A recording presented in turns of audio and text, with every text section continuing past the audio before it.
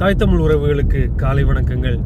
நாம் தமிழர் கட்சிக்கு ஒரு ஜெகதீச பாண்டியன், தாவேக்காக்கு ஒரு ஜெகதீஸ்வரன், இந்த மாதிரி ரெண்டு ஜெகதீஷுகளும் வெளியே வந்து மிக காட்டமான விமர்சனங்களை ரெண்டு கட்சியின் மீதும் அள்ளி தெளிச்சுக்கிட்டு இருக்காங்க.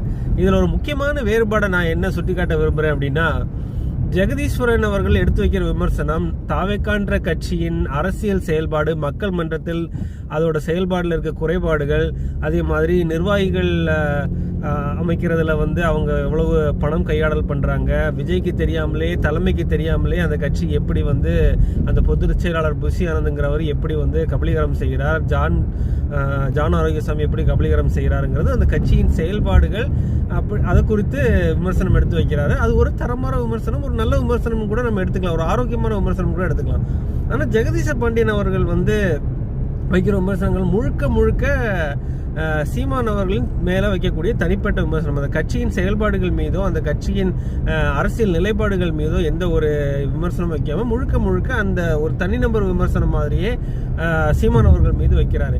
இது வந்து அவ்வளோ ஏற்றுக்கொள்ளத்தக்கதா அப்படின்னு பார்த்தா, எல்லா மனிதனுமே வந்து ஒரு தனி மனித வாழ்க்கையில் அவனுக்கு இருக்கக்கூடிய பிரச்சனைகளை கடந்து தான் சமூக வாழ்க்கைக்கு வந்து நிற்கிறான். அப்போ நம்ம ஒரு அரசியல் தலைவரை நம்ம வந்து விமர்சிக்கும் போது, ஒரு அரசியல் கட்சியின் செயல்பாடுகளை விமர்சிக்கும் போது, அது மக்கள் மன்றத்தில் என்ன கருத்துக்களை எடுத்து வைக்கிறது, அது மக்கள் அரசியல் களத்தில் என்ன மாதிரி நிலைப்பாடுகள் எடுத்து நிற்கிறதுங்கிறத பொறுத்து விமர்சனம் வைக்கிறது தான் வந்து பொருத்தமான விமர்சனமாக இருக்கும். அதை தான் ஏற்றுக்கொள்ளத்தக்க விதத்துலையும் இருக்கும்.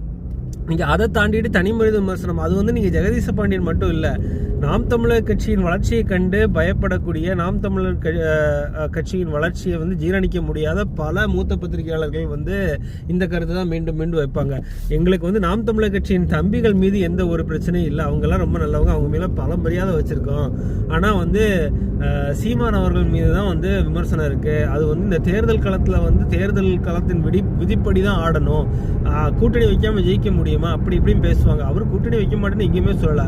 நாம் தமிழர் கட்சியின் தலைமை ஏற்று தத்துவத்தை ஏற்று கூட்டணிக்கு யார் வந்தாலும் அதை பரிசீலிக்கப்படுங்கிறதான் சொல்லியிருக்காரு. இந்த எதிர உட்கார்ந்து கேட்குற நெறியாளர்களும் இந்த எதிர்கேள்வியை வைக்காம, மணி போன்ற பத்திரிகையாளர்கள்லாம் அவர் கூட்டணி வைக்காம தோத்துருவார், கூட்டணி வைக்காம தோத்துருவார் அப்படி யார் ஜெயிச்சிருக்காருன்றதெல்லாம் பேச விட்டுக்கிட்டே கேட்டுக்கிட்டே இருக்கிறதெல்லாம் ரொம்ப அபத்தமாக இருக்கு.